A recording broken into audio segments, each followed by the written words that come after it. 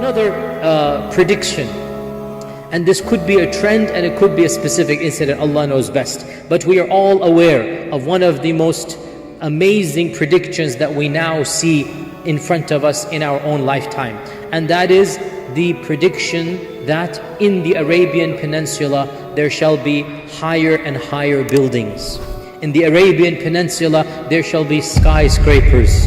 And this is something that, again, who could have ever imagined? We need to understand, when Islam came to Arabia, the Arabian people were of the most backward in the world. They did not even have government. They were tribal. You know, the basic sign of civilization is government. They didn't have a government. They didn't have a codified language. They did not have a script. The script was developed after Islam. There was not a single library in all of Arabia. There was no 3-story structure, didn't exist. The max you could do 2 stories, very small. They couldn't build tall buildings.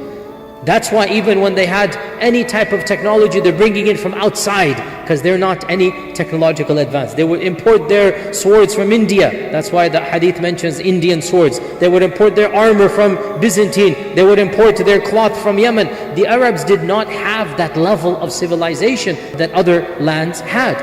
So for the Prophet to predict that Arabia and the Arab lands would have the tallest buildings is once again surreal. How could that happen? And not just that, but people who were only yesterday dirt poor would be competing with one another to who is going to build a taller building.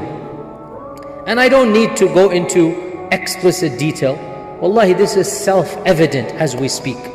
These oil-rich families that control that part of the world, their own rulers were born in poverty. Listen to the interviews of the senior princes, those that are still alive.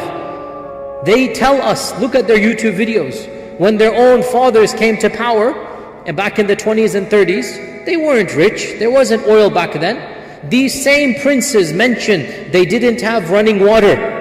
They didn't have shoes and slippers. They would run around in the sand. And what did our Prophet ﷺ say? You will find barefoot shepherds.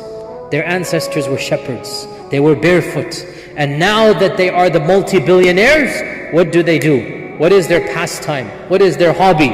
In the year 2000, Faisaliya Center opens up. In 2010, Burj Khalifa opens up. In 2015, this happens. Each one of these princes wants to show that I have the bigger building. And Burj Khalifa, by the way, is 2.5 times taller than the Empire State Building. Go imagine that. And when the other prince of Arabia heard that, he goes, Khalas, I'm going to build in Riyadh something that is even taller than your Burj Khalifa. It's as if, mashallah, their iman is so strong, they want to prove the Prophet correct. And they're going to say, look, I'm going to do exactly what the Prophet said. But of course, anyway. So the point being that it is self-evident in our times. We are seeing this phrase enacted in front of our eyes.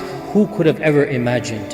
Who could have ever imagined? 3 or 4, or I forgot now, 5 they keep on changing, of the tallest 10 buildings in the world are in that region. Go figure. And who did them? Shepherds that were born barefoot, poor. And each one is competing with the other to see who is going to build the taller building. So these are all specific incidents that have been predicted by our Prophet sallallahu alaihi wasallam.